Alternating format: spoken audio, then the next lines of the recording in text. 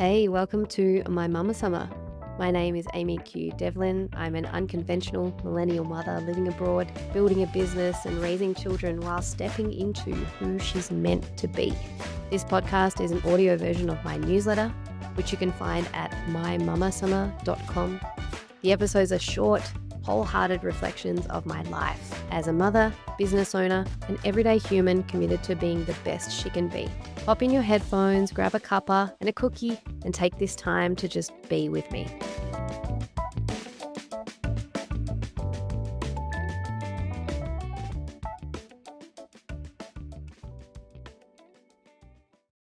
In 2017, I was at a time in my life where I'd kind of hit rock bottom, and I felt very alone. I didn't have any close women relationships in my life. I was really yearning for some kind of sisterhood and a community where I could connect with other women and share what was on my heart and see what was on the hearts of other women who had similar beliefs to me and desires. So I joined an online community, and this was a Facebook group. I'm not going to share the name of it because my intention here isn't to slam that community or the woman who was leading it. My intention is just to share my experience. So I was so excited when I joined this community to finally have what was purported to be a safe space where women could connect and share and be listened to. And I remember being pumped to get inside this community. And when I did, I still felt alone. It may have been because I was the only Australian woman in the community, and it was a heavily United States and Canadian based community. So the women were mainly from parts of Northern America. And before this point, I didn't realize that that would even matter. There was one European lady who I connected with, and I did connect with a couple of the women inside.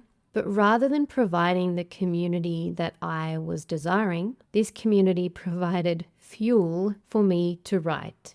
And I spent quite a long time pouring my heart into a series of writing that came about because of the groupthink and the hypocrisy that I noticed within the minds of most of the women inside of this community. It was such a shock to me. I felt like a massive outsider looking inside at these women going, is this a joke? This can't be real. And I spent many nights talking with Brendan, my husband, about what I was seeing inside, what I was hearing.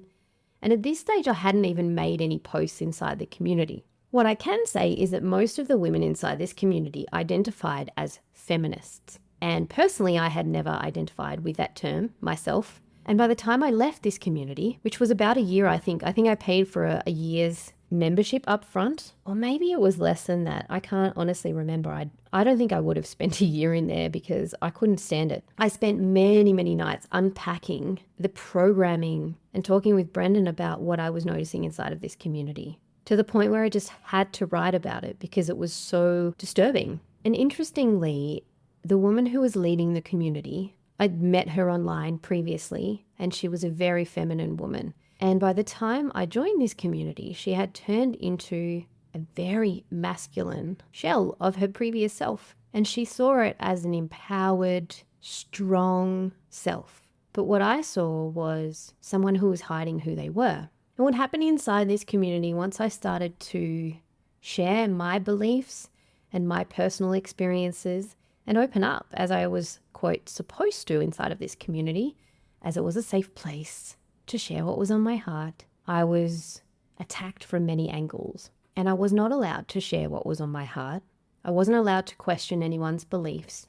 I wasn't allowed an opinion. Nothing could deviate from the programming that these women had. And so what I'll be doing inside of this podcast is revealing some of the things that I wrote at that time in my life. Most of it is based around feminism, programming, cultural Marxism, hypocrisy, the division between genders, gender studies, women's studies. I really dove down that rabbit hole back in 2017. And I remember distinctly having these conversations at night time with Brendan about how it just seemed so left of field for us, because in Australia, most of this sort of cancel culture, toxic masculinity, misogyny, all these types of things and ideas hadn't reached our shores yet. And I was kind of just glimpsing at it from afar and going, oh my God, what is happening over there in the States? And at that point in time, I couldn't even imagine how that would even come to Australia.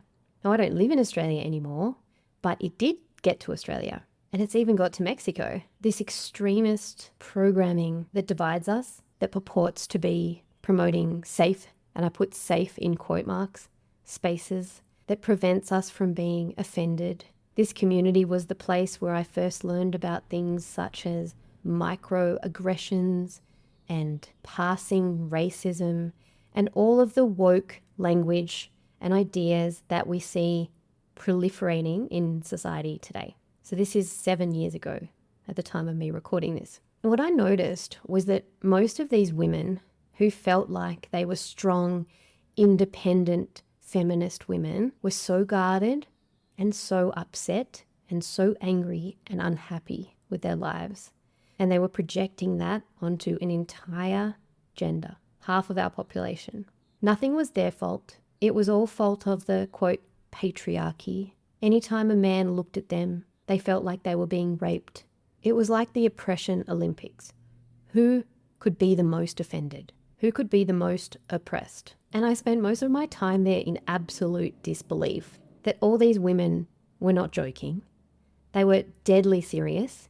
And anytime I posted in response to anyone to have a healthy conversation, I was attacked. It was like a pack of wolves. So obviously it wasn't a safe community. It wasn't a place that I wanted to stay, except to use it as fuel and to dissect the programming that these women had taken on. So it was a really interesting time in my life being part of that community. I wrote a lot. I wrote some poems. I dove into all of the work stuff, gender studies, women's studies, the history of feminism, and I became an anti-feminist of sorts because I realized that that was not the answer. None of these women were happy. All they could do was project their own anger at half of the population without being able to see their role in it. So all in all, this was a very instructional time in my life where I learned a lot. I learned what I didn't want to be. I learned how deep the programming, specifically in the United States, had been. And I learned I didn't want any part of feminism.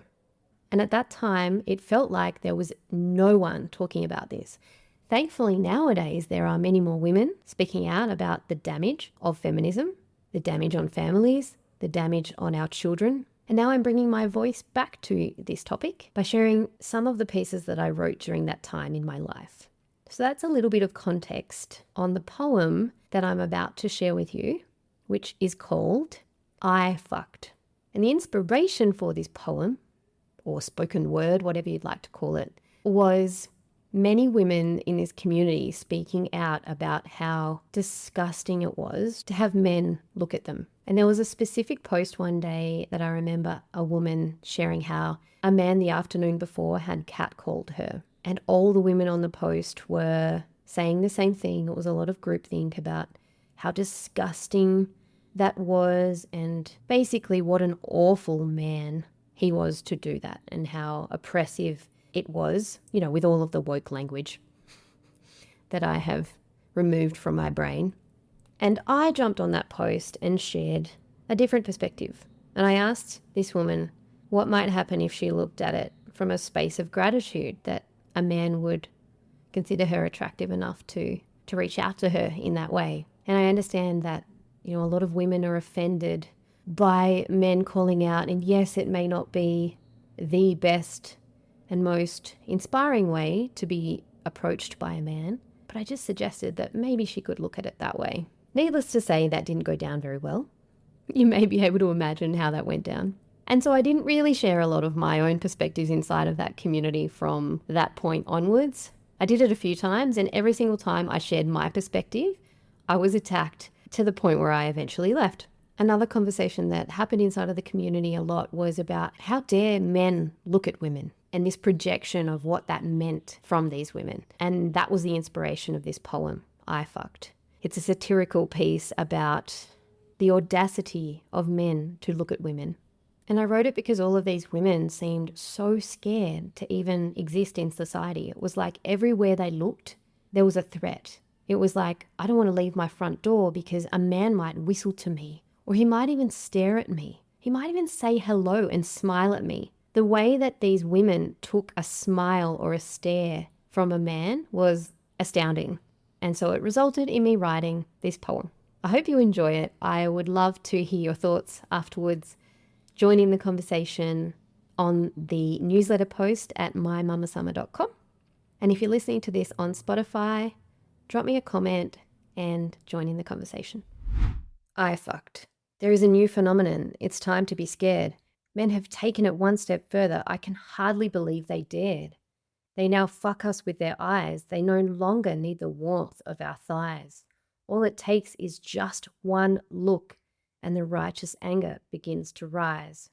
One day long ago, I may have smiled, nodded or sent a flirtatious hi, but that was before men became so vile. Now I just vomit back, boy, bye. He looked my way without a warrant. How dare he be so damn disgusting? Doesn't he know he's not allowed to let his eyes start invisibly thrusting? There is no knowledge of the fuck going on. It's complete in a second. No evidence left behind, no pleasure, just a woman beckoned. A victim left behind and a perpetrator who doesn't even know how much damage he's done. He didn't even give me the chance to say no.